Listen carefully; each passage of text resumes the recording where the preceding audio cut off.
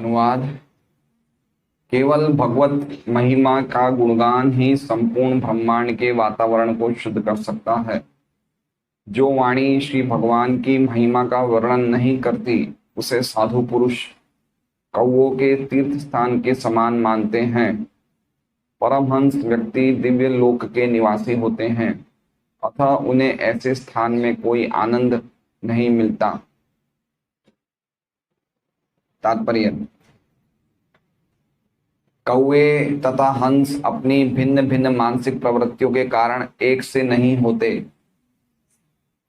सकाम कर्मियों या रजोगुणी व्यक्तियों की तुलना कौओं से की गई है और परमहंस साधु पुरुषों की तुलना हंसों से की गई है।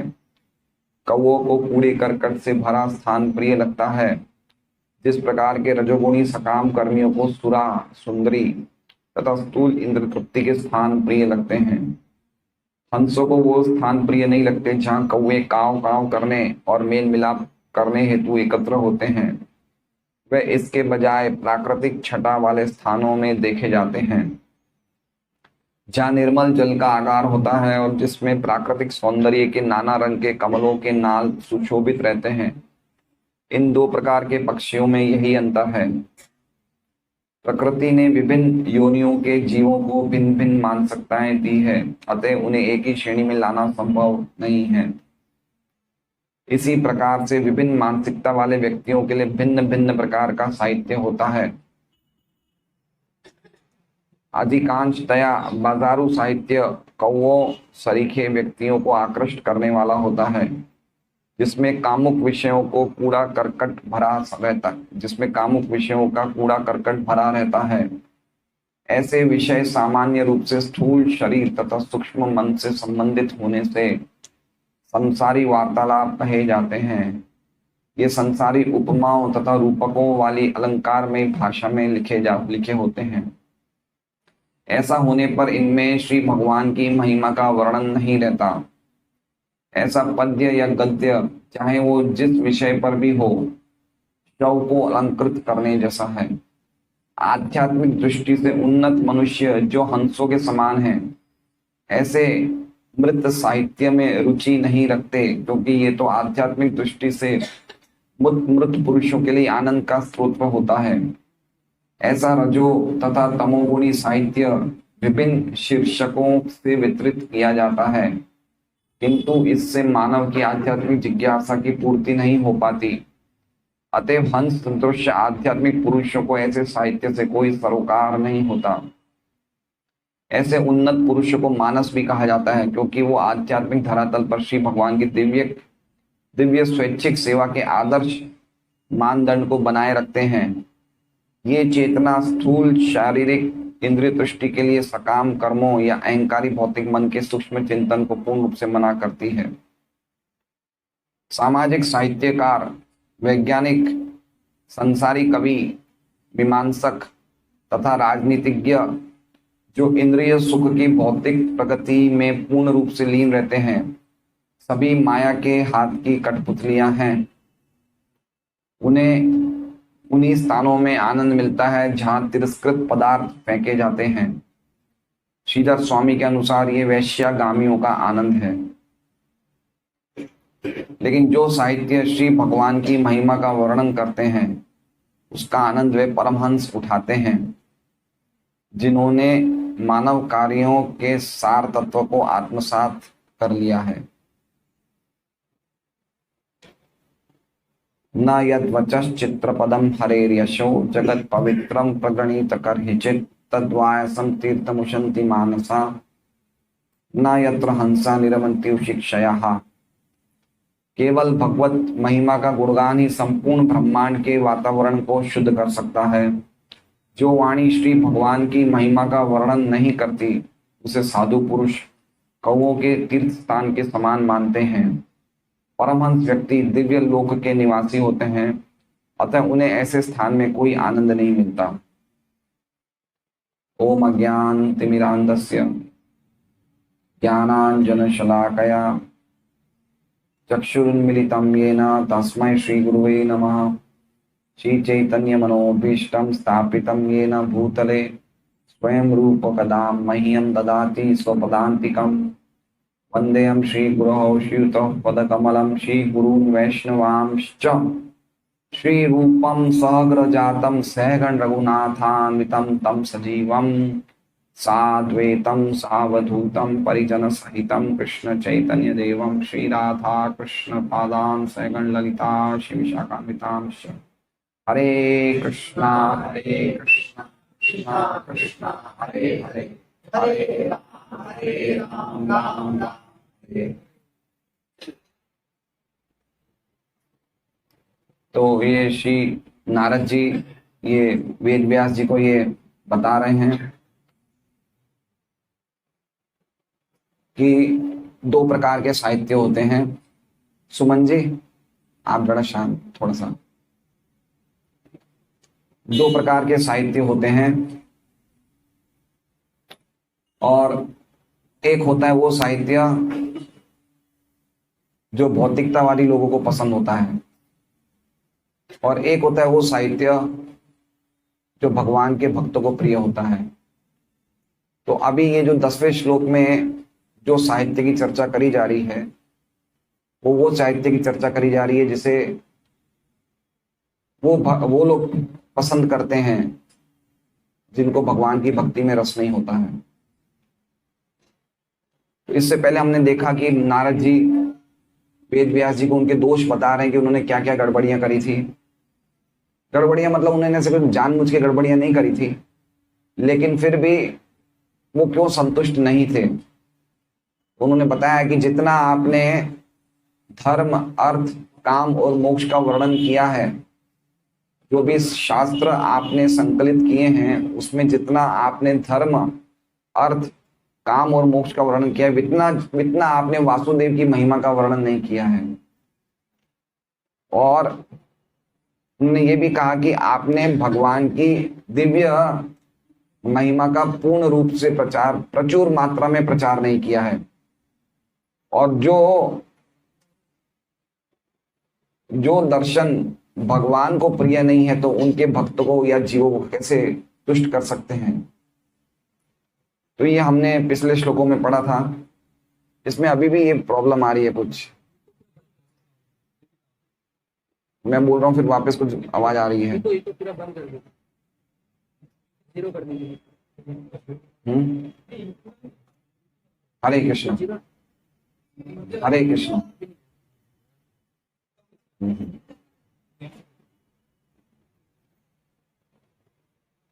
तो नारद जी एक प्रकार से ये बोलना चाहते हैं डांटते हुए अपने शिष्य को कि आपने जो कुछ भी अभी तक शास्त्र लिखे हैं वो सब शास्त्र जो हैं वो कौवे के तीर्थ के समान हैं। मतलब वहां वैसे शास्त्र कौवे जैसे लोगों को पसंद आते हैं। मतलब एक बहुत बड़ी फटकार लगाई नारद जी ने वेद व्यास जी को। किनको फटकार लगा रहे हैं? वेद व्यास जी को, जो सभी शास्त्र लिखने वाले उनको फटकार लगा रहे हैं कि ये आपने जो लिखा है ये सभी कुछ आपने वेद उपनिषद पुराण वेदांत सूत्र सबको नारद जी ये बता रहे हैं कि ये तो सब आपने जो लिखा है ये सब कुछ कौवे के तीर्थ के समान है। तो इसका मतलब ये है कि ये शास्त्र कौवे के तीर्थ के समान है, इसका मतलब ये नहीं है, लेकिन इसका मतलब ये है क्योंकि वो सब भी वेदो नारायण और साक्षात, वेद भी भगवान नारायण से ही साक्षात निकलते हैं प्रकट होते हैं। तो इसका मतलब ऐसा नहीं समझना चाहिए, लेकिन ये समझना चाहिए कि अल्टीमेटली सभी वेद और सभी शास्त्र का उद्देश्य है भगवान की कीर्ति का गायन करना। ये सार है। इसलिए नारद जी वापस इस बात को वापस बता रहे हैं इस श्लोक में कि जो आपने शास्त्र लिखे हैं, जो कुछ भी आपने शास्त्रों का संकलन किया है वो शास्त्रों में पूरी तरह से भगवान की महिमा का वर्णन नहीं है। पूरी तरह से, थोड़ा थोड़ा है लेकिन पूरी तरह से नहीं है। तो अगर भगवान की महिमा का आपने पूरा वर्णन नहीं किया है तो फिर ये शास्त्र जो आपने लिखे हैं ये ऐसे लोगों को पसंद आएंगे जो लोगों की प्रकृति या जो लोगों की मानसिकता या बुद्धि कौओं जैसी है, वो ऐसे लोगों को ये शास्त्र जो आपने लिखे हैं पसंद आएंगे। लेकिन जो हंस हैं उनको ये पसंद नहीं आएंगे जो शास्त्र लिखे हैं। इसलिए हम पहले समझते हैं, शब्दार्थ समझते हैं।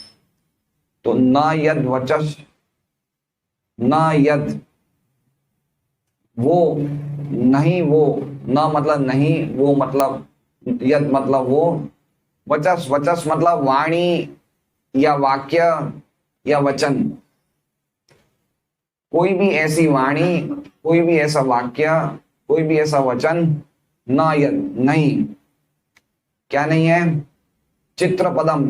यद्यपि कोई बहुत ही काव्य की दृष्टि से या अलंकार की दृष्टि से बहुत ही अद्भुत वाणी किसी ने बोली है। चित्रपदम मतलब क्या होता है, अलंकारिक। अलंकारिक मतलब बहुत ही सुंदर ग्रामेटिकल टोन में बोली है, बहुत ही अच्छे अलंकारों से। अलंकार होते हैं अलग अलग, वाणी में अलग अलग प्रकार के अलंकार होते हैं, बहुत ही सुंदर तरीके से प्रस्तुत की गई वाणी है। जैसे कालिदास जी की कविताएं हैं, कालिदास जी बहुत महान कवि हुए थे। रविंद्रनाथ टैगोर हैं, कालिदास हैं, ये कवि सब अच्छे हैं, लेकिन इनकी वाणी क्या है, इनकी वाणी बहुत चित्रपदम है, बहुत ही अलंकार में। हम सुनेंगे तो हमें लगेगा कितना अच्छा बोल रहे हैं। तो चित्रपदम का मतलब क्या हो गया, बहुत ही अच्छी तरह से बनाई है, काव्यमय है, अलंकारमय वाणी को बनाया है। न यद वचस, ऐसी वाणी जो बहुत ही अच्छी तरह लिखी गई हो, अच्छी तरह बोली गई हो, अच्छी तरह संकलित करी गई हो, बड़े अलंकारों के साथ संकलित करी गई होगी, लेकिन उसमें अगर हरेर यश, लेकिन उसमें भगवान हरि का यश नहीं है। न किसके साथ जुड़ा है, हरेर यश के साथ। तो ऐसी वाणी जो बहुत ही अच्छी हो, बहुत ही अलंकारमय हो, बहुत ही सुनने में भौतिक लोगों को बहुत ही अच्छी लगे, लेकिन अगर उसमें नहीं हरेर यश, भगवान हरि का यश उसमें नहीं होता है। कैसा यश है भगवान का, जगत पवित्रम, जो पूरे जगत को क्या करने वाला है, पवित्रम। इसका मतलब जगत पवित्र नहीं है। ये भौतिक जगत जो है, जगत मतलब ब्रह्मांड जो है, ये प्रकृति के 3 गुणों से बना हुआ है, इसलिए ये पवित्र नहीं है। इसलिए ऐसी वाणी जो बहुत अच्छी हो, लेकिन उसमें भगवान हरि का यश नहीं होता है, भगवान हरि की कीर्ति, भगवान हरि की महिमा का वर्णन नहीं है, जो एकमात्र वही चीज जगत को पवित्र करने वाला है। प्रगणित, प्रगणित मतलब ऐसी वाणी में भगवान हरि का यश नहीं बताया गया है, करिचित बिल्कुल नहीं बताया गया है।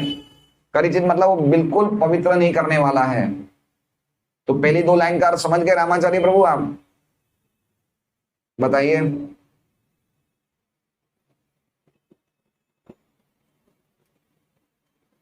हंस प्रभु आप बताएंगे। हाँ, बहुत नहीं, प्रॉपरली बताइए। जो वाणी बहुत अच्छी तरह काव्य और अलंकार की दृष्टि से बहुत अच्छी लिखी है, बड़े बड़े कवि हैं, बड़े बड़े पोएट हैं, विलियम शेक्सपियर है, महान महान कवि हैं भाई, भौतिक जगत में इनकी बहुत बड़ी इनका नाम है, रविंद्रनाथ टैगोर, ऐसे बहुत हैं, ठीक है। लेकिन बहुत अच्छी कविता लिख रहे हैं ये, बहुत अच्छे इनके लेख, बहुत इनके भौतिक लोगों की दृष्टि से बहुत अच्छे हैं, लेकिन ऐसी वाणी में या ऐसे वचन में या ऐसे शब्दों में भगवान का, हरि का यश का वर्णन नहीं है, जो एकमात्र वो ही जगत को पवित्र करने वाला है। इतना समझ गए ना। अब तीसरी लाइन, तद वायसम तीर्थम उशंति मानसा। तो ऐसी वाणी को क्या कहा जाता है, वायसम तीर्थ। वायसम मतलब कौआ, और तीर्थ मतलब, तीर्थ का अर्थ होता है कि ऐसी जगह जहां पे हम भवसागर को पार कर जाएं,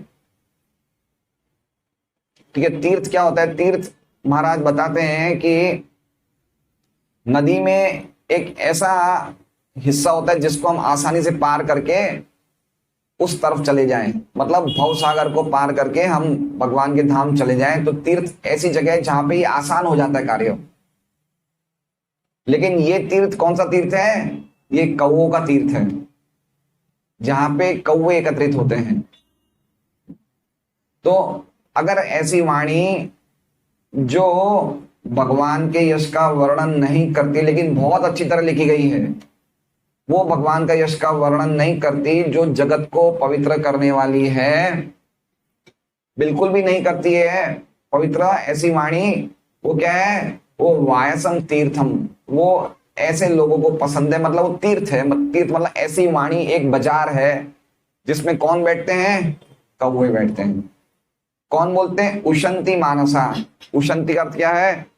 सोचते हैं या बोलते हैं। कौन बोलते हैं? मानसा। मानसा मतलब जिनका मन भगवान में हमेशा लगा रहता है, अर्थात साधु पुरुष। तो 3 लाइनों का अर्थ समझ गए? कबीर प्रभु आप बताएंगे 3 लाइनों का अर्थ?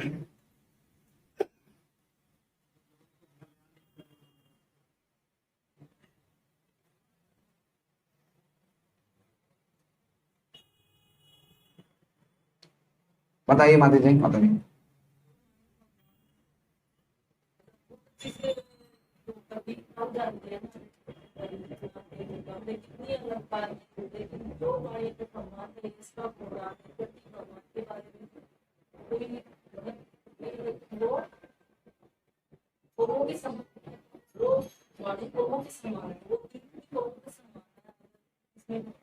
हाँ, मतलब वो वाणी जो ऐसी वाणी है, वो एक ऐसी तीर्थ है, ऐसा तीर्थ, ऐसी जगह है जहां पे कौवे मजा लेते हैं।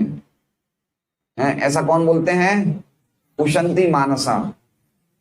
कोई सामान्य व्यक्ति नहीं बोल रहा है, कौन बोल रहे हैं? मानसा। मानसा मतलब जो जो आध्यात्मिक साधु पुरुष है वो ये बात बोल रहे हैं, कोई सामान्य व्यक्ति नहीं बोल रहे बात। और चौथी लाइन क्या है? न यत्र हंसा निरमंती उशिक्षया। और ऐसे तीर्थों में, ऐसे ऐसे तीर्थों में जहां कौवे बैठते हैं, न यत्र, वहां पे हंसा। हंसा मतलब, हंस के 2 शब्द अर्थ हैं, एक तो हंस पक्षी है और एक हंस जो भगवान के शुद्ध भक्त हैं, परमहंस पुरुष। निरमंती, निरमंती मतलब, रमंती मतलब, रमंती मतलब आनंद लेते हैं, रमण लेते हैं। निरमंती मतलब बिल्कुल आनंद नहीं लेते हैं। निरमंती मतलब, निरमंती सॉरी, निरमंती मतलब बहुत ज्यादा आनंद लेते हैं, लेकिन ना बिल्कुल उनको अच्छा नहीं लगता है ऐसा। वो कहाँ आनंद लेते हैं? बहुत ज्यादा आनंद लेते हैं, लेकिन उनको ऐसे स्थान में बिल्कुल आनंद नहीं मिलता है। और वो कहाँ के लोग हैं? उशिक्षया। उशिक्षया मतलब भगवान के दिव्य धाम के निवासी हैं। तो समझे मतलब? बताएंगे? कौन बताएगा? अब बताइए, बताइए शुभम कृष्ण को। बहुत आनंददायी तरीके से बोली है, लेकिन भगवान के यश का गुणगान नहीं हुआ है। भगवान के यश का गुणगान से जगत पवित्र होता है, ऐसी वाणी नहीं है।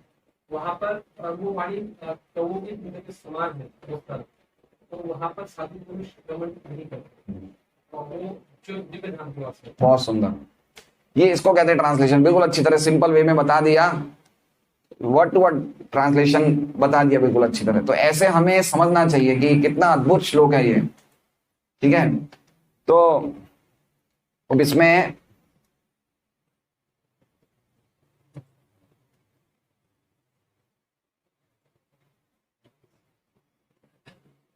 तात्पर्य हम पढ़ते हैं, बहुत ही अद्भुत तात्पर्य प्रभुपाद जी का। कौवे तथा हंस अपनी भिन्न भिन्न मानसिक प्रवृत्तियों के कारण एक से नहीं होते। अब देखिए, इसमें बताया कि पक्षियों में भी अलग अलग क्वालिटीज होती है। आप देखेंगे इस भौतिक जगत में, केशव तू या जगत विचित्र, भगवान का ये जो जगत है इसमें हर प्रकार के लोग हैं, और हर एक के अपने अपने क्वालिटीज के हिसाब से वो उन लोगों के साथ ही बैठते हैं, दूसरे लोगों के साथ ही बैठते हैं। जैसे हंस के साथ हंस ही बैठेंगे, हंस के साथ कौवे नहीं बैठेंगे कभी भी। हम देख रहे हैं, बात देखते हैं। अभी अभी आप कुछ समय भक्ति करोगे तो आप भक्ति करते करते जब थोड़े से प्रगति में बन जाओगे तो आपके साथ भौतिकता वाले लोग नहीं बैठेंगे, वो दूर ही रहेंगे आपसे। देख लीजिए, आपको ऑफिस में भी सब लोग आपसे बात करना पसंद नहीं करेंगे, क्योंकि वो जानते हैं कि ये अलग लाइन का हो गया, मैं अलग लाइन का हो गया हूं, है ना। ये है, ये देखिए। और ना ही हमें उनके साथ बैठना अच्छा लगेगा, चाहे कोई भी हो, रिश्तेदार हो, चाहे स्वजन हो, चाहे बहुत अच्छे मित्र हो, जो हमारे भक्ति के पूर्व के जीवन में बहुत अच्छे मित्र हों या बहुत अच्छे हमारे पड़ोसी संबंधी हों, लेकिन वो जब देखते हैं ये भक्ति में लग जाते हैं, तो हम भी देखते हैं कि जब उसको इंटरेस्ट नहीं तो हम भी अलग हो जाते हैं, और वो भी देखता है कि भाई ये हमारे लाइन का नहीं रहा, हमारे काम का नहीं बचा, तो वो भी अलग हो जाते हैं। ठीक है, हैं वो ज्यादा अलग हो जाते हैं, सही बात है, क्योंकि लेकिन वो नहीं आना चाहते हैं। हाँ तो वो, हाँ तो अब ये देख लीजिए, अब आप समझ लीजिए कि कोई कौवे कहाँ बैठते हैं, कचरे का डब्बा होता है एसएमसी को कचरा फेंकना, वहां बैठते हैं, तो वहां पे हंस कभी नहीं आएंगे। वहां पे हंस को आपने देखा है कभी? आप देखिए हंस, जैसे मानसरोवर है जहां पे हंस बैठते हैं, हंस कितने दिखने में ही कितने मतलब बिल्कुल सोबर लगते हैं, बहुत ही मतलब वेल टू डू, बिल्कुल दिखने में उनको कितना सौम्य लगते हैं वो। और आप कौवे को ध्यान से देखिए, कि आप ध्यान से देखिए, हमारे कमरे के पीछे एक बालकनी, उसमें कभी कभी कौवे बैठते हैं, तो मैं देखता हूँ इतने काले होते हैं, इतने काले होते हैं, और बिल्कुल ही वो लोग का शक्ल ही बिल्कुल ऐसी लगती है कि जैसे कहते हैं ना कि इनकी प्रकृति बताती है। हाँ, लेकिन श्राद्ध के दिन कौवे ही खाते हैं हमारा वो प्रसंग। यमराज से उन्हें कोई आशीर्वाद मिला हुआ है कौवों को, कौवों ने यमराज के लिए कोई भला काम किया था, इस चक्कर में यमराज से कुछ आशीर्वाद मिला है। क्या आशीर्वाद मिला है? सब राक्षस लोग परेशान कर रहे थे, सभी देवता लोग यज्ञ में अलग अलग रूप लेकर आए थे, तो यमराज जो थे वो कौवे का रूप लेकर आए थे, उसको उनको आशीर्वाद दिया था। अच्छा, तो यमराज कौवे का रूप लेके आए थे, इसलिए उनको आशीर्वाद दिया कि क्योंकि मैंने तुम्हारा रूप लिया, इसलिए मतलब एग्जैक्टली मुझे एकदम याद नहीं है, लेकिन इस प्रकार से है। तो फिर वो जब कौवे का रूप लेके आए थे तो वो असुर लोग चले गए थे, सब भाग गए थे। असुर नहीं गए थे, मतलब छुप के आए थे वो। क्या कारण था मुझे अभी ठीक से याद नहीं है, कुछ ऐसा था कि देवताओं का आना मना था, तो वो अलग अलग पक्षियों का रूप लेके आए। अच्छा, बराबर। तो दरअसल जो होते हैं, मतलब दो प्रकार के व्यक्तियों का वर्णन किया है इसमें, कौवे और हंस, और व्यक्ति भी जो भक्त हैं जो अभक्त हैं। अब इसमें कौवे की तुलना प्रभुपाद जी किनसे करते हैं? सकाम कर्मियों या रजोगुणी व्यक्तियों की तुलना कौवे से की गई है, और परमहंस साधु पुरुषों की तुलना हंसों से की गई है। तो कौन दो व्यक्ति को बता रहे हैं? सकाम कर्मी। सकाम कर्मी का अर्थ क्या होता है मुकेश जी, जरा बताएंगे आप? सकाम कर्मी या रजोगुणी व्यक्तियों की तुलना कौवे से की गई है। सकाम कर्मी,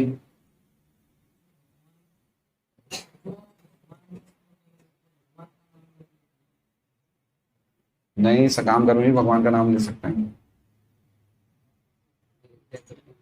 करते हैं पर वो फल की इच्छा नहीं करते। हाँ, सकाम कर्मी मतलब जो अपने फलों को भोगना चाहते हैं। दो प्रकार के सकाम कर्मी होते हैं, एक तो वो होता है कि जो कर्म कांड के द्वारा स्वर्ग लोग जाना चाहते हैं, वो भी पूजा पाठ करते ही हैं, लेकिन उनकी इच्छा क्या है? ऊंचे स्वर्ग लोग जाना, और स्वर्ग लोक में वही रमण करना, ऐश्वर्य प्राप्त करना। वो एक सकाम कर्मी सिंपल कर्मी होते हैं, जो खाली सुबह से लेकर रात तक मेहनत ही मेहनत करते हैं, काम करते हैं, क्यों? उसके फल को भोगने के लिए। तो जितने भी ये सुबह सुबह जा रहे हैं, जिनका उद्देश्य ये है कि भाई मुझे आज बहुत ज्यादा पैसा कमाना है, बहुत ज्यादा अपने कुछ प्राप्त करना है, कुछ इकट्ठा करना है, ये सब क्या है? ये सब कौवे हैं। प्रभुपाद जी तात्पर्य में बता रहे हैं, जो अपने फल को खुद भोगना चाहते हैं वो सब क्या है? कौवे हैं।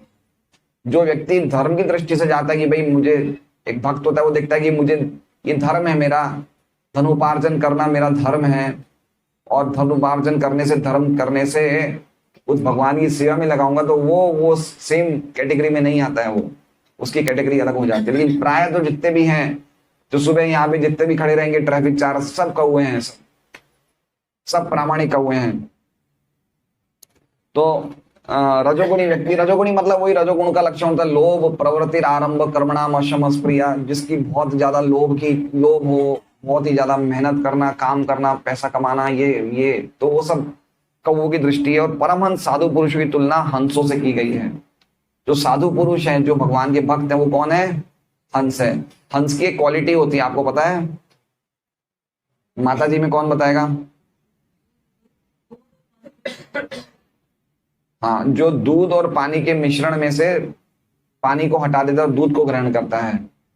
तो हंस का अर्थ क्या होता है? साधु पुरुष जो भगवान की भक्ति को साफ समझ लेते हैं, तो भगवान की भक्ति को ग्रहण करके बाकी सब छोड़ देते हैं। वो समझ जाते हैं कि ये भौतिक जगत भगवान ने इसका निर्माण किया है, ये शास्त्र इतने सारे हैं, इन सब का सार क्या है?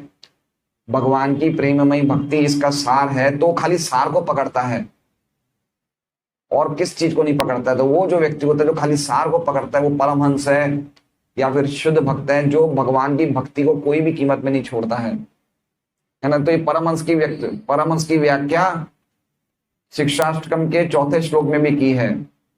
न धनम न जनम न सुंदरीम कविताम वा जगदीश कामय मम जन्मनीश्वरे भवतात् भक्तिर अहेतुकी त्वयि। तो ना धनन, ना तो मुझे धन चाहिए, ना जनन, ना ही मुझे कोई अनुयायी चाहिए, ना सुंदरी, ना ही मुझे कोई सुंदर स्त्री की कामना है, ना धनम ना जनम ना सुंदरी कविताम, ना ही मुझे कोई यश उसकी कोई कामना है। वाह जगदीश काम है मम जन्मनीश्वरे, मुझे मोक्ष की भी कामना नहीं है। मोक्ष की कामना रखने वाले पुरुष को भी कौओं के समान ही बताया गया है, इसलिए मुझे मोक्ष की भी कामना नहीं है। मम जन्मनीश्वरे भवतात् भक्तिर अहेतु, मैं एकमात्र ही चाहता हूं कि मैं आपकी भक्ति में ही लगा रहा हूं और मुझे कुछ नहीं चाहिए। तो इसलिए ये जो व्यक्ति सार ग्रहण कर लेता है, जैसे काफी भक्तों की दीक्षा होने वाली है कल, तो आप समझ जाइए ये सार है। क्या सार है? भगवान को अपना जीवन समर्पण करना, ये सार है। मानस देह गेह जो किचु मोर अर्पिला तुए पद नंद किशोर है। ये आप लोग का सार है, आप लोग का नहीं, हम सबका ही सार है। ऐसा नहीं है कि हमने दीक्षा ली तो खाली 16 माला को ग्रहण करें, बाकी चीज को ग्रहण नहीं करें। ये मानसिकता को समझना पड़ेगा कि हमने अपना जीवन भगवान को समर्पण कर दिया। दीक्षा काले भक्त करे आत्मसमर्पण, सही काले कृष्ण करे तारे आत्मसम। उसी समय कृष्ण, दीक्षा का अर्थ यही होता है। अगर आप दीक्षा ले रहे हो लेकिन आप में ये भावना नहीं, तो आपकी दीक्षा नहीं हुई है। यद्यपि महाराज ने आपको माला दे दी है, 16 माला दे दी है, आप 16 माला कर रहे हो, लेकिन आप में ये भावना नहीं है, तो दीक्षा नहीं हुई है। क्योंकि ये कोई ऐसा नहीं है कि हमें कोई सर्टिफिकेट मिल गया है, हमने बता दिया भाई हम दीक्षित भक्त, ऐसा नहीं है। ये भावना क्या, हमारी ये भावना होनी चाहिए कि हमने सब कुछ भगवान को समर्पण कर दिया है गुरु के माध्यम से, या गुरु को समर्पण कर दिया है, वही दीक्षा होती है।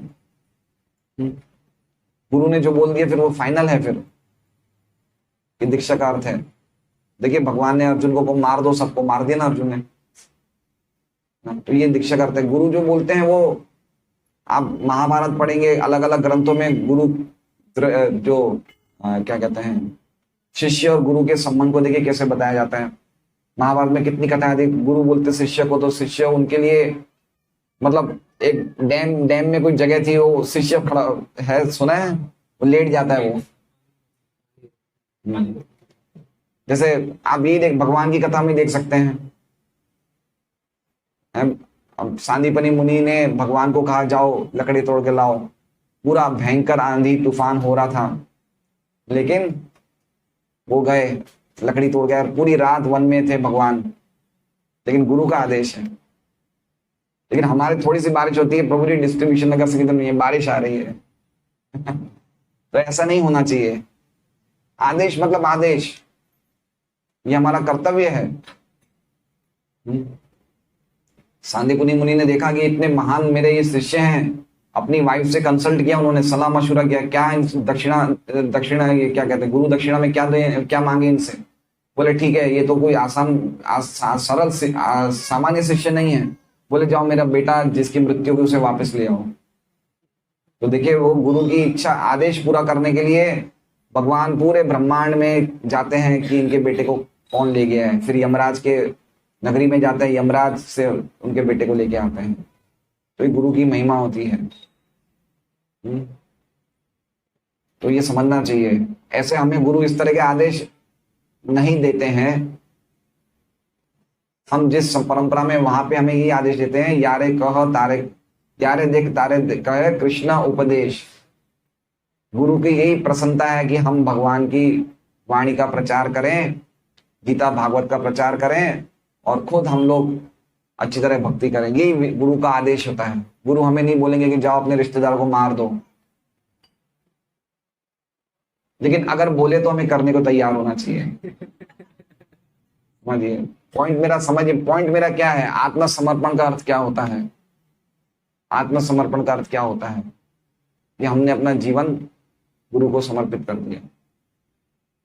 तो ये सार होता है। ये हंस पुरुष होते हैं, वो समझ जाते हैं कि मेरा जीवन जो है भगवान की भक्ति में मुझे लगाना है, बस इसके अलावा मेरा और कोई अन्य उद्देश्य नहीं है। तो जितना जितना आप लोग सीरियसली इसे फॉलो करेंगे, उतनी भक्ति में प्रगति होगी। मैं इसलिए इस बार दीक्षा बहुत डर रहा था, क्योंकि पिछली बार मैंने 2 बार दीक्षा दिलवाई तो काफी भक्त रहे, कोई प्रगति नहीं हुई, वैसे के वैसे हैं। तो ऐसा नहीं कि गुरु कुछ आपको चमत्कार कर देंगे और आपकी प्रगति अपने आप हो, नहीं, आपको प्रयास करना पड़ेगा। हम प्रयास करेंगे तो हमें कृपा मिलेगी। देखिए कृपा कैसे आती है, जैसे मान लीजिए आप, बारिश आ रही है, तेज बारिश छत पे गिर रही है, और छत पे बारिश गिर रही है, और जो छत पे नाले होते हैं वो अगर खुले रहते हैं बिल्कुल, तो पानी धड़ धड़ धड़ गिरता है, नालों से बाहर नीचे निकलता है बिल्कुल तेजी से। लेकिन अगर वो नालों में कहीं ना कहीं कुछ पत्थर अटक जाए तो वो पानी अटक जाएगा। तो गुरु की कृपा, भगवान की कृपा कैसे निकल रही है? नालों की तरह जबरदस्त बह रही है। हमारी गलतियों के कारण ही हम पत्थर की तरह से एक बीच में रोड़ा डाल देते, जिससे कृपा अटक जाती है। इसलिए ये हम लोगों को देखना है कि हम लोग कितना, हम कितना प्राप्त कर सकते हैं। तो कल आप लोग का बहुत ही विशेष दिन है। दीक्षा, दिव्य ज्ञान प्राप्त होगा, सभी पूर्व जन्मों के पापों से आपका क्षय होगा। कल अद्भुत दिवस है, अद्भुत दिवस है आप लोग का। तो आप लोग के लिए तो बहुत ही खुशी का ये माहौल, महोत्सव रहेगा कल। लेकिन साथ साथ में जवाबदारी भी रहेगी कि हमें हंस बनना है, हमें कौवे नहीं रहना है। हमने कितना जीवन कौवों की तरह बर्बाद कर दिया। और ये बात सही कह रहे हैं प्रभुपाद जी की, दोनों प्रवृत्तियों के एक सी नहीं होती है। लेकिन बड़े बड़े आचार्य होते हैं, बड़े बड़े वैष्णव होते हैं, उनके पास शक्ति होती है कि वो कौवे को भी हंस बना सकते हैं, जो हम धीरे धीरे बन रहे हैं। इसलिए हम सब हंस ही हैं, अरे सॉरी, हम सब कौवे ही हैं। अभी भी हम भक्ति कर रहे हैं, भागवत पढ़ रहे हैं, गीता पढ़ रहे हैं, लेकिन अंदर तो कौवे वाली प्रकृति है। यहाँ जाना है, ये करना है, मन नहीं लग रहा है, हमारा मन नहीं लग रहा है। लेकिन इस प्रोसेस में लगे रहेंगे तो गुरु और गौरांग की कृपा से हम हंस बन सकते हैं। तो कौवों को कूड़े करकट से भरा स्थान प्रिय लगता है, जिस प्रकार की रजोगुणी सकाम कर्मियों को सुरा, सुंदरी तथा स्थूल इंद्रिय तृप्ति के स्थान प्रिय लगते हैं। तो सकाम कर्मियों को पता है, प्रभुपाद ने कौवे हैं। सकाम कर्मियों को क्या चीज अच्छी लगती है? वाइन वुमन है, शराब, नशा, और जहां पे आसक्ति है, स्त्री के प्रति आसक्ति है। स्थूल इंद्रिय तृप्ति, स्थूल इंद्रिय तृप्ति मतलब शरीर को विषयों से भोग में लगाना, स्थूल इंद्रिय तृप्ति। तो ये सब जो है स्थान किनको अच्छे लगते हैं? कौवों को अच्छे लगते हैं। तो ये सब कौवे जैसे स्थान है सब। देखिए अगर एक कौवे क्या करते हैं, अभी मान लीजिए कि कोई एक्सीडेंट होता है, और कभी कभी हम देखते हैं, हमने कभी देखे भी होंगे कि वो व्यक्ति का उसी टाइम डेथ हो जाती है, मांस और इंटेस्टाइन्स, आंतड़ियां सब निकल जाती है, तुरंत कौवे आ जाते हैं, है ना। और एक कौवा आता है तो क्या बोलता है, काव काव, इनवाइट कर रहा है दूसरों को, आओ यहाँ पे काफी काफी अच्छी प्रीति भोज प्रसाद है। जैसे हम भी प्रीति भोज रखते हैं तो सब इकट्ठे हो जाते हैं ना, ऐसे ही उन लोगों का प्रीति भोज है, आओ जल्दी काव काव करते सब इकट्ठे हो जाते हैं। तो उस पूरे जगत में सब जगह यही है, तीर्थ स्थान जो है कौवों का, मतलब पूरे जगत में स्त्री, भोग, आसक्ति, नशा, मांसाहार, सब कुछ यही चल रहा है। हंसों को वे स्थान प्रिय नहीं लगते जहां कौवे काव काव करने और मेल मिलाप करने हेतु एकत्र होते हैं। वे इसके बजाय प्राकृतिक छटा वाले स्थानों में देखे जाते हैं जहां निर्मल जल का आगार होता है और जिसमें प्राकृतिक सौंदर्य के नाना रंग के कमलों के नाल सुशोभित रहते हैं। इन दो प्रकार के पक्षी में ये अंतर है।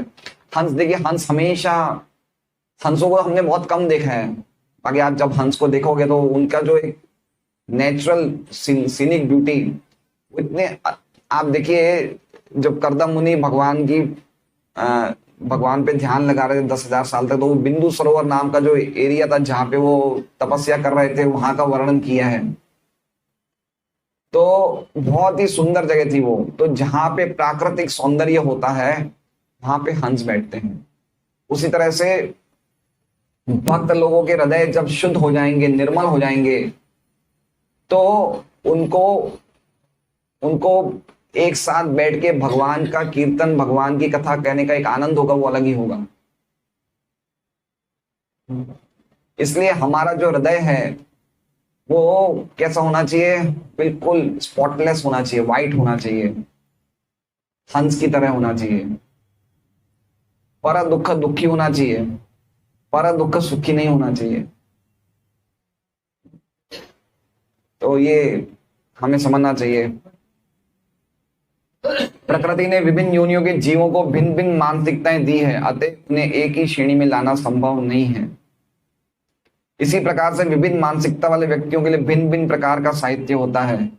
भिन्न भिन्न प्रकार, देखिए आप कितने भी साहित्य है, आप स्टेशन पे एक बहुत फेमस है A.H. व्हीलर बुक स्टॉल, देखा है, कितने बड़े बड़े लोगों का बुक्स लिखी है, नॉवेल्स हैं और क्या कहते हैं मैगजीन्स हैं, बुक्स हैं, लेकिन सब वही चीजें, सब वायासम तीर्थ है, सब कौवे की बातें हैं और कोई बात नहीं है।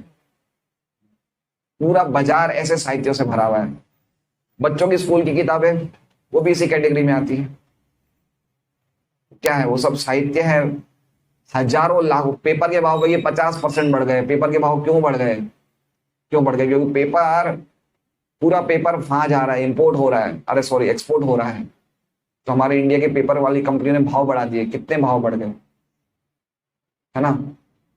क्यों बढ़ रहा है? क्योंकि पेपरों में इतना फालतू लिखा जा रहा है, और पेपर की आवश्यकता, और पेपर की आवश्यकता है। तो पूरा बाजार, पूरी स्थान ऐसे कूड़े करकटों से भरा हुआ है। अधिकांशतया बाजारू साहित्य कौवे सरी के व्यक्तियों को आकृष्ट करने वाला होता है, जिसमें कामुक विषयों का कूड़ा करकट भरा रहता है। तो हम देखते हैं अधिकांशतः बाजारू साहित्य अधिकांशतः कौन सा है? न्यूज़पेपर है ना? न्यूज़पेपर, व्यक्ति जो भक्ति नहीं करता है वो सुबह सुबह क्या पढ़ता है, उसको कितना अच्छा लगता है न्यूज़पेपर पढ़ना, लेकिन वो जो न्यूज़पेपर बांटता है वो बता रहा है ये कूड़ा करकट है। कैसे बांटता है पता है? फेंकता है ऐसे। कभी गीता जी हम फेंकते हैं, ये लो एक गीता लो, वो क्या फेंक रहा है? कूड़ा करकट है। वो कूड़े करकट को फेंक रहा है, और वो चाहे गंदी जगह में भी गिरा दे, लेकिन हम उठा के बहुत चाव से पढ़ते हैं। तो हम कौन हुए? कौवे हुए। कूड़े करकट को हम ग्रहण कर रहे हैं। साफ स्पष्ट बता रहा है ये। इसलिए जो कूड़ा करकट रूपी न्यूज़पेपर पढ़ता है वो सच्चा कौवा है। वो बिल्कुल सच्ची नस्ल का कौवा है, कोई डाउट नहीं है। मुझे याद है कि मैंने करीबन, मुझे बहुत महीने हो गए मैंने न्यूज़पेपर ही नहीं देखा। मतलब हमारे भाई साहब को बहुत शौक है, 6-7 न्यूज़पेपर रोज आते हैं घर पे। हिंदी इंग्लिश गुजराती मिला के। इतना पढ़ने का शौक है उन्हें भाई साहब को।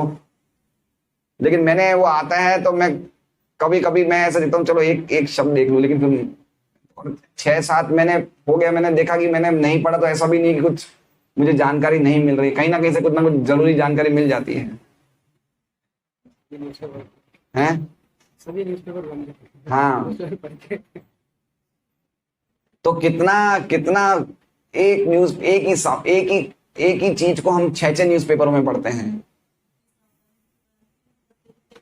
पेपर पढ़ते हैं, कितना हमें ध्यान से पढ़ते हैं और बहुत ही ध्यान से एक एक लाइन पढ़ते हैं।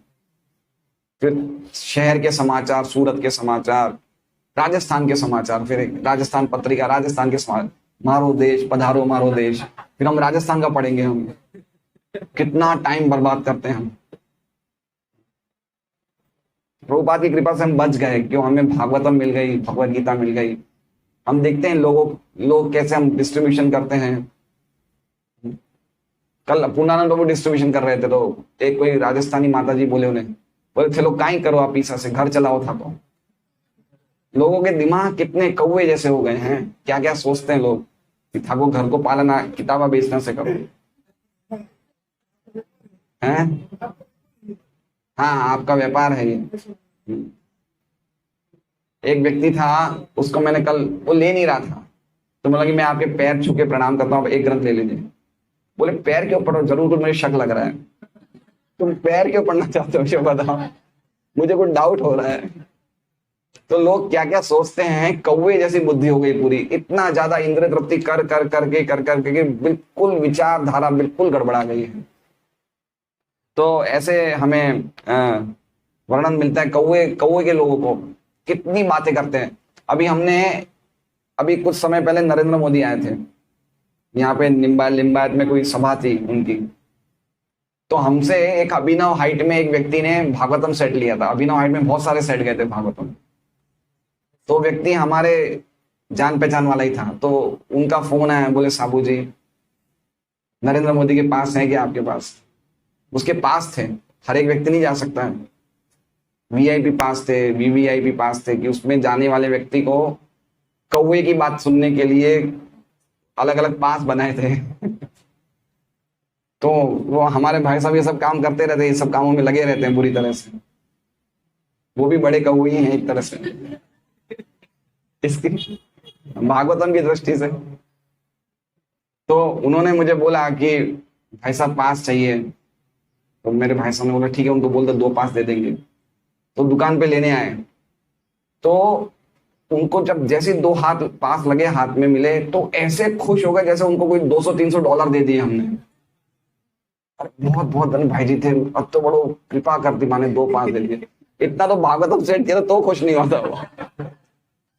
भागवतम सेठ तो सिर्फ भजन लगाता कि ये दे दिया, चलो ले लिया, लेकिन ये 2 पास मिल गया, मतलब उनकी जैसे उनका कुछ क्या हो गया। तो लोग कैसे, मतलब क्या बोलते हैं, एक ही चीज बोल रहे हैं, एक ही चीज को पुनः पुनः चर्विता चरवाणा आराम, वही चीज बोल रहे हैं, लेकिन हमें सुनने में कितना इंटरेस्ट है।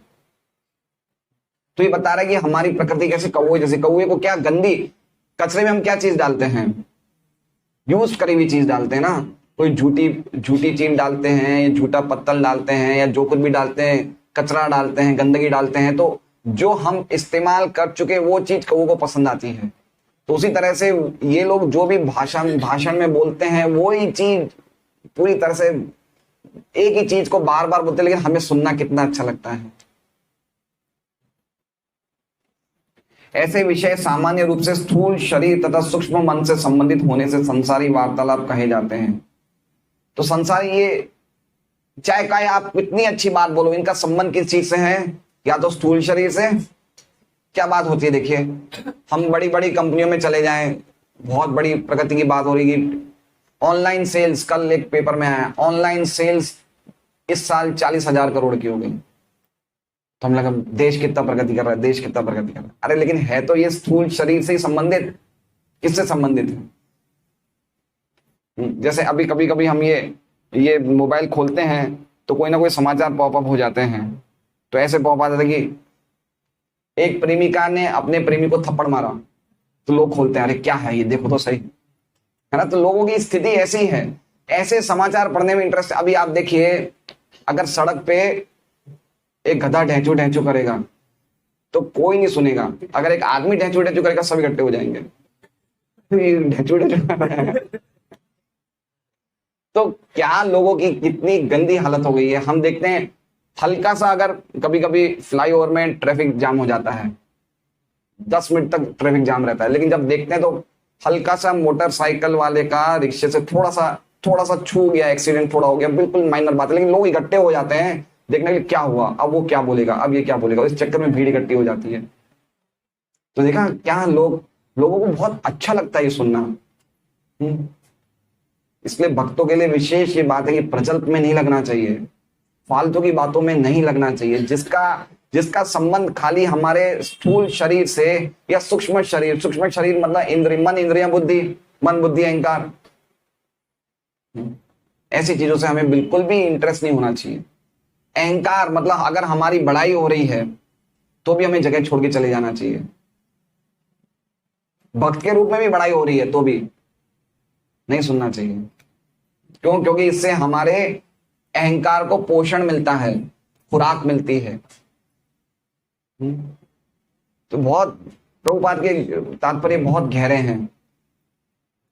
ये संसारी उपमाओं तथा रूपकों वाली अलंकारमयी भाषा में लिखे होते हैं। ऐसा होने पर इनमें श्री भगवान की महिमा का वर्णन नहीं रहता। ऐसा पद्य या गद्य चाहे वो जिस विषय पर भी हो, शव को अलंकृत करने जैसा है। देखिए कितनी बड़ी बात लिखते हैं, शव को अलंकृत करने जैसा है।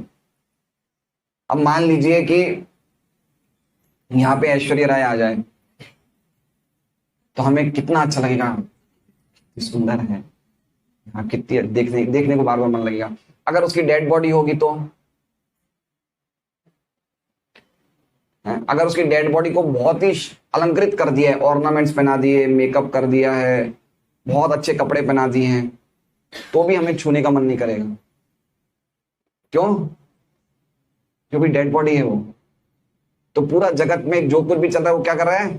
शव को अलंकृत किया जा रहा है। शव को अलंकृत मतलब जो कुछ भी बातें हो रही है, जो कुछ भी बातें चल रही है, जो कुछ भी हम लोग कर रहे हैं, खाली किसके लिए कर रहे हैं? शरीर को। और शरीर क्या है? डेड बॉडी है।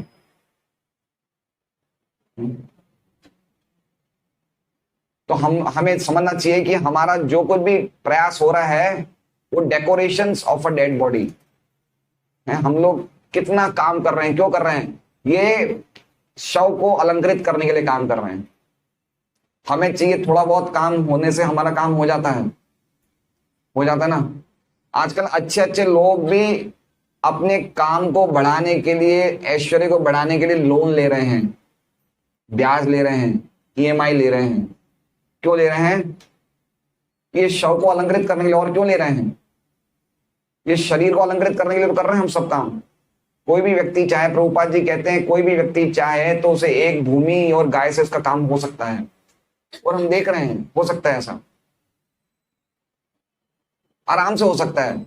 लेकिन नहीं, वो क्या चाहता है? वो चाहता है मुझे और चाहिए, और चाहिए, और चाहिए, और इकट्ठा कर लूं, और इकट्ठा कर लूं। किसके लिए? शरीर के लिए। शरीर क्या है? शव है। तो हम क्या कर रहे हैं? शव को अलंकारमय कर रहे हैं। तो यहाँ पे LIC के बीमा का एक कुंडल बना रहे हैं, यहाँ पे PPF का एक कुंडल बना रहे हैं, यहाँ पे एक सेविंग बैंक का एक गला का हार पहन रहे हैं, है ना। तो ये सब क्या है? ये शव को अलंकार करना है। तो ये बहुत गहरी बातें लिखी है इसमें। आध्यात्मिक दृष्टि से उन्नत मनुष्य जो हंसों के समान है, ऐसे मृत साहित्य में रुचि नहीं रखते, क्योंकि ये तो आध्यात्मिक दृष्टि से मृत पुरुषों के लिए आनंद का स्रोत। अब देखिए क्या लिखा, आध्यात्मिक दृष्टि से मृत पुरुष, जिसको आध्यात्मिक जगत में, आध्यात्मिक जीवन में कोई आनंद नहीं हो, क्या है? मृत पुरुष है। अब मान लीजिए कि एक व्यक्ति की डेथ हो गई, मृत्यु हो गई, सब लोग उसे उठा के ले गए अंत्येष्टि क्रिया कराने, चिताबे डाल दिया शरीर को, डेड बॉडी को। अब वो डेड बॉडी उड़ जाती है और चले जाएंगे। हम क्या करें? हम भाग जाएंगे, भूत आ गया, भूत आ गया। तो अभी जितने भी लोग हैं ना, ये क्या भूत है, भाग रहे हैं से, ये डेड बॉडी चल रही है। ये लाइन के हिसाब से क्या लिखा है? आध्यात्मिक दृष्टि से मृत पुरुष। तो हम लोग क्या हैं? जो भी जगत में भाग रहे हैं, क्या ये सब भूत है?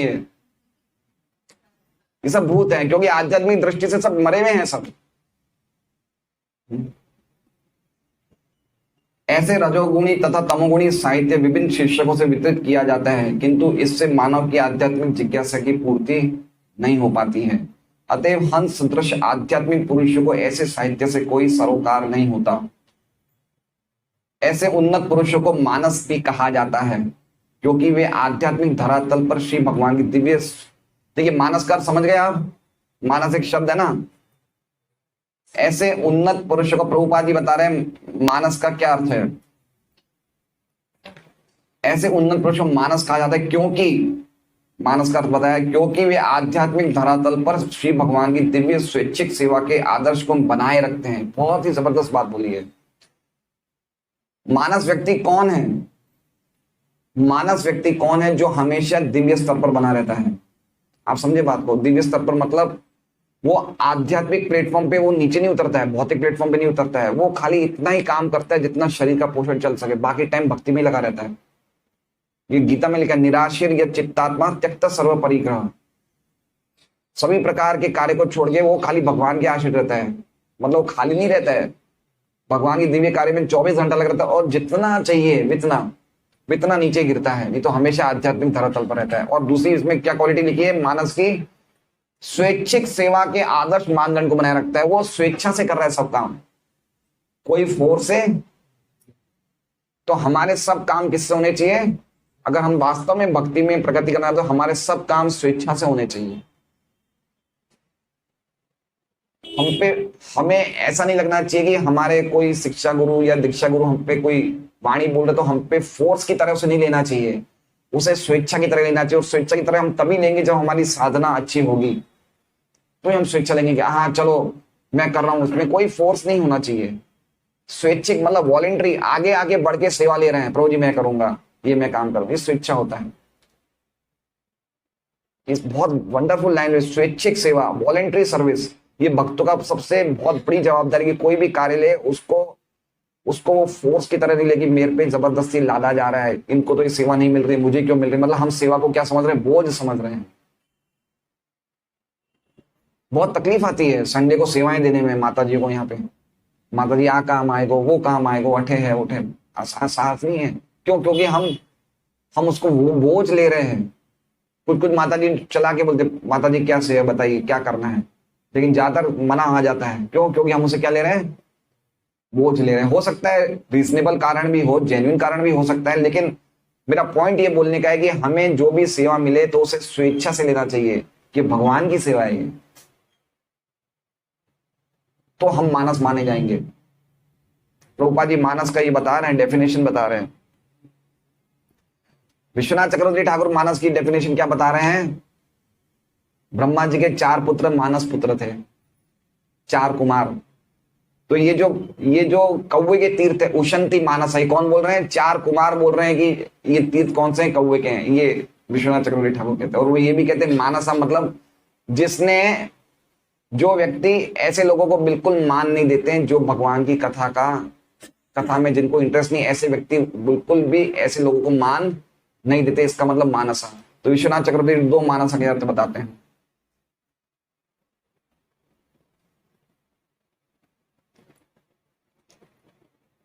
ये चेतना स्थूल शारीरिक इंद्रिय दृष्टि के लिए सकाम कर्मों या अहंकारी भौतिक मन के सूक्ष्म चिंतन को पूर्ण रूप से मना करती है। देखिए इसमें भी लिखा है पूर्ण रूप से मना करती है ना। मतलब जो मानस व्यक्ति होता है वो व्यक्ति इंद्रिय दृष्टि के काम वालों को बिल्कुल भी स्वीकार नहीं करता, उन्हें मना कर देता है। वो व्यक्ति मानस है। जो आध्यात्मिक धरातल पे रहता है, जो स्वेच्छा से सेवा स्वीकार करता है, और जो कोई भी ऐसी चीज को स्वीकार नहीं करता है जो खाली इंद्रिय तृप्ति के से संबंधित हो, शरीर की तृप्ति से संबंधित हो या सूक्ष्म मन की तृप्ति से संबंधित हो, वो चीज को स्वीकार नहीं करता। वो कौन है? वो मानस है। और चौथा अर्थ मानस का ये है, ब्रह्मा जी के 4 पुत्र 4 कुमार जो बोल रहे हैं कि ऐसी वाणी कौवे के तीर्थ के समान है, ये मानस का अर्थ है। सामाजिक साहित्यकार, वैज्ञानिक, संसारी कवि, मीमांसक तथा राजनीतिज्ञ जो इंद्रिय सुख की भौतिक प्रगति में पूर्ण रूप से लीन रहते हैं, सभी माया के हाथ की कठपुतलियां हैं। उन्हें इन्हीं स्थानों में आनंद मिलता है जहां तिरस्कृत पदार्थ फेंके जाते हैं। श्रीधर स्वामी के अनुसार ये वैश्यगामियों का आनंद है। कितनी बड़ी बात लिख रहे हैं श्रीधर स्वामी, क्या कह रहे हैं? वैश्यगामियों का आनंद है। क्या वैश्यगामी का आनंद है? वैश्यगामी कौन होते हैं? जो ऐसी स्त्रियों से आनंद लेते हैं जो बार बार भोगी जा चुकी है, ऐसी स्त्रियों के पास जाते हैं। तो जो ये चीजें हैं, सामाजिक साहित्यकार, वैज्ञानिक, संसारिक कवि, मीमांसक तथा राजनीतिज्ञ, ये इंद्रिय सुख की भौतिक प्रगति में पूर्ण रूप से लीन रहते हैं। मतलब इंद्रिय तृप्ति क्या है? बार बार भोगी जा रही है, उसी चीज को वो लोग बता रहे हैं, उसी चीज का वो एडवर्टीजमेंट कर रहे हैं। तो ये सब कौन है? ये सब कौन सा आनंद प्राप्त कर रहे हैं? वैश्यगामियों का आनंद प्राप्त कर रहे हैं। ठीक है। अब जैसे मान लीजिए हमने कोई होटल गए या पिक्चर देखी जहां हमें खराब अनुभव होता है, लेकिन हम 2 महीने बाद वापस चले जाते हैं वहां पे, है ना? हमें देख रहे हैं कि हम कोई भी काम करते हैं कितना दुख मिलता है इस जगत में, लेकिन फिर भी हम नहीं समझ पा रहे कि जगत दुखमय है। हम उसको बार बार भोगने की हमारी इच्छा है, और क्या पता आज जगत सुखमय बन जाएगा, आज मैं भोगूंगा। तो हम लोग, हमारी हर एक नई किरण नई आशा के साथ होती है। लेकिन जो साहित्य श्री भगवान की महिमा का वर्णन करता है, उसका आनंद वे परमहंस उठाते हैं जिन्होंने मानव कार्य के सार तत्व को आत्मसात कर लिया है। अब इनडायरेक्टली नारद जी क्या कह रहे हैं वेद व्यास जी को कि आप भागवत बनाइए, लिखिए। क्यों? क्योंकि भागवत में क्या है? भागवत ही पसंद आएगी परमहंस को, और कोई चीज पसंद नहीं आ सकती, क्योंकि भागवत में भगवान की कीर्ति के अलावा और कुछ है ही नहीं।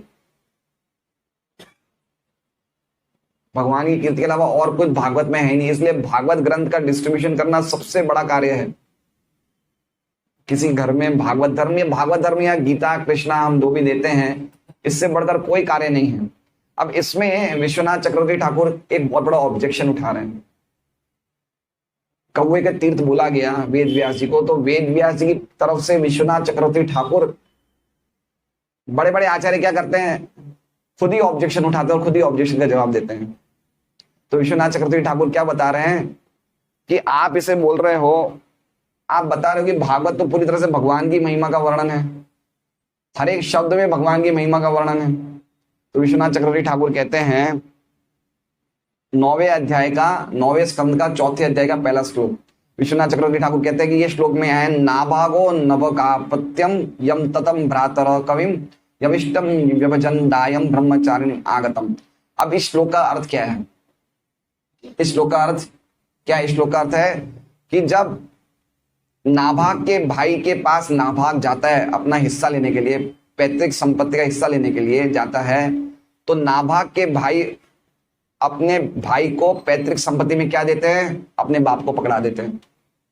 किसको पकड़ा देते हैं? नभग को पकड़ा देते हैं कि यही तुम्हारा, मतलब संपत्ति पूरी वो रख लेते हैं, भाई रख लेते हैं। और जब ये भाई तपस्या करने गया था, ब्रह्मचारी बनने गया, तो आया, अब देखते हैं भक्त बन गया, क्या देना है इसे, चलो बाप ही दे देते हैं, ले बेटा बाप ले ले, ये तेरी संपत्ति है। अब विश्वनाथ चक्रवर्ती ठाकुर क्या कह रहे हैं कि इसमें भगवान का वर्णन कहाँ है? ये 2 लाइनों में भगवान की कीर्ति कहाँ वर्णन है? दिख रहा है क्या? हमने लाइन पढ़ी, नाभागो नवगापत्यम यम ततम भ्रातर कविम यविष्टम विभजन दायम ब्रह्मचारिणम आगतम। वो ब्रह्मचारी से वापस बन के आता है, घर पे आता है, भाइयों से अपना हिस्सा मांगता है, भाई बोलते हैं ले बेटा तेरे बाप को ले ले, ये तेरा हिस्सा है। इसमें भगवान की कीर्ति का कहाँ वर्णन है? तो फिर भागवत को आप कैसे कह रहे हो कि भगवान की कीर्ति के वर्णन से भरी हुई है? भाई पहली लाइन में क्या लिखा है? न यद वचस चित्रपदम। कोई भी वाक्य जिसमें भगवान का वर्णन नहीं हो उसे कौवे का तीर्थ मानना चाहिए। ये तो 2 वाक्य, इसमें भगवान का वर्णन है ही नहीं, तो क्या भागवत भी कौवे का तीर्थ है? क्यों? इसमें तो नहीं है वाक्य। अब बताइए, जवाब दीजिए। ब्रह्मचारी तो उससे क्या होता है? ब्रह्मचारी कोई थोड़ी कोई भगवान की कीर्ति का, ब्रह्मचारी तो बहुत लोग होते हैं। बहुत इंपॉर्टेंट बात, देखिए कितनी जबरदस्त बात बताइए पंडित जी, हंसदूत जी हैं।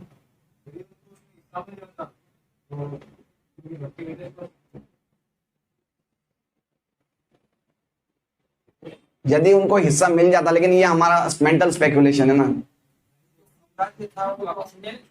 हैं?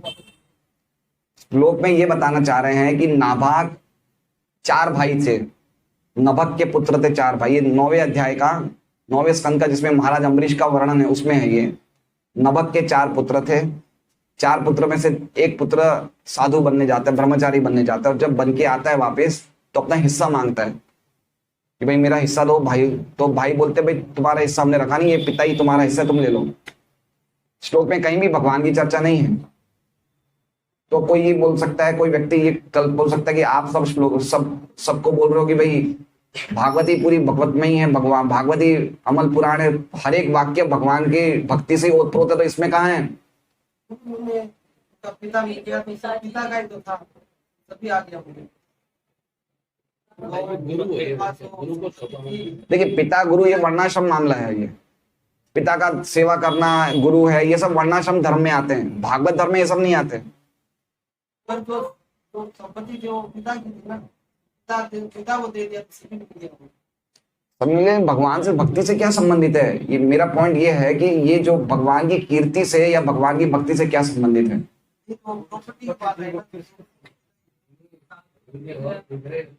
भगवान का वर्णन क्या है? मेरा पॉइंट ये है कहने का कि ये कोई व्यक्ति जैसे नारद जी वेद व्यास को कह रहे हैं कि तुम भागवत का लिखो जिसमें हर एक शब्द भगवान की भक्ति से ओतप्रोत है। तो कोई व्यक्ति बोल सकता है आपने भागवत लिख दी वेद व्यास जी, लेकिन ये इसका श्लोक है, इसमें भगवान की भक्ति कहाँ है? तो फिर क्या आप कैसे बोल सकते हो कि भगवान की भक्ति से ओतप्रोत है भागवत? हम तो भागवत को ये बोलते हैं ना, एक एक शब्द भगवान की भक्ति से भरा हुआ है। भागवत एकमात्र ऐसा ग्रंथ है जो एक एक शब्द भगवान की भक्ति से ओतप्रोत है, लेकिन इन 2 लाइनों में तो भगवान की भक्ति का वर्णन ही नहीं है।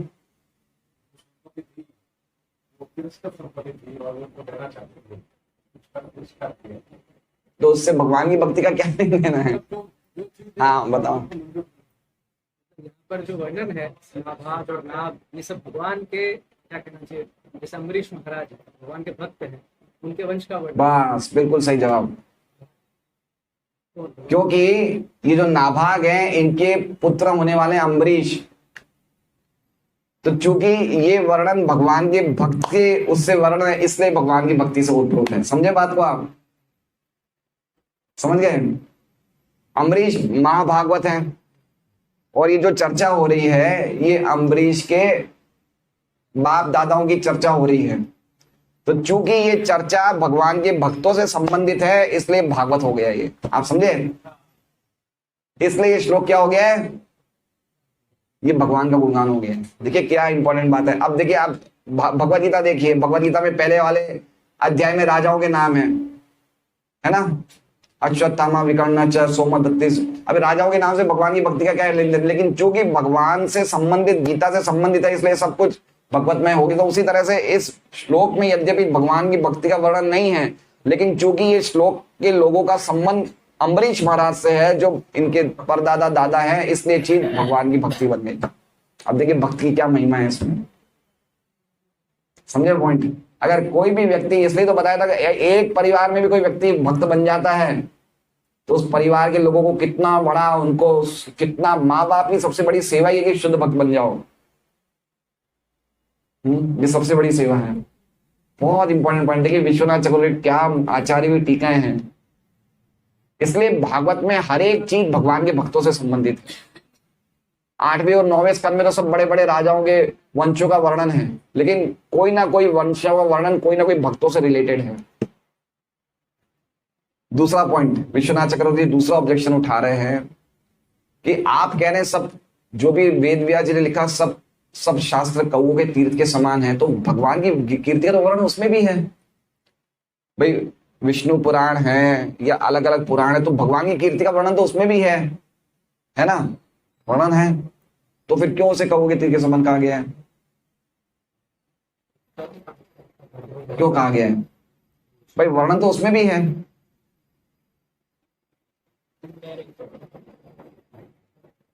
भगवान की भक्ति का वर्णन उसमें भी है, तो भी कौओं के तीर्थ क्यों बनाया गया? कौन बताएगा? पूरा कंप्लीट वर्णन नहीं है। कहीं कहीं स्वर्ग जाने की भी बात लिखी हुई है, कहीं कहीं स्वर्ग जाने की भी बात लिखी है कि आप स्वर्ग भी जा सकते हैं। जैसे आप अगर महाभारत पढ़ेंगे, नल दमयंती में उनका पूरा स्वर्ग का वर्णन है। अलग अलग कथाएं जिसमें स्वर्ग गमन कैसे किया जाए वो भी लिखा हुआ है। लेकिन इसमें जो भागवत में है, कहीं भी स्वर्ग का वर्णन होगा भी तो अल्टीमेटली उद्देश्य ये है कि सबको कंप्लीटली सब कुछ त्याग करके भगवान की शुद्ध भक्ति में लग जाए। कहीं भी कर्म कांड का कोई वर्णन नहीं है इसमें। धर्म प्रोजित केतवत्र, पहले ही बता लिया कि कोई प्रकार का धर्म अर्थ काम मोक्ष का कोई वर्णन भागवत में नहीं है। संपूर्ण रूप से भक्तिमय ग्रंथ है ये, जिसमें जो है ना, वो हमने पढ़ा था ना, आम ऐसे इसमें ना तो छिलका है ना गुठली है। निगम कल्पतरोर गलितम फलम, ये ऐसा फल है भागवत जिसका ना तो कोई छिलका है ना गुठली है। ये रसमय ग्रंथ है, तो इसलिए भागवत की बहुत बड़ी महिमा है। इसलिए हमारे महाराज आचार्य बोलते हैं भागवत ग्रंथ घर घर में दो, ये अद्भुत ग्रंथ है ये। तो हरे कृष्णा, बहुत ही अद्भुत श्लोक है ये। इसके बाद वाला भी बहुत अच्छा श्लोक है, वो कृष्णा विलिंग अगर हम जीवित रहे तो अगली बार करेंगे। कोई प्रश्न है तो आप पूछ सकते हैं।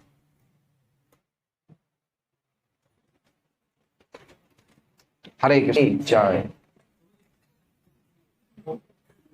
हाँ। शोभन कृष्ण प्रभु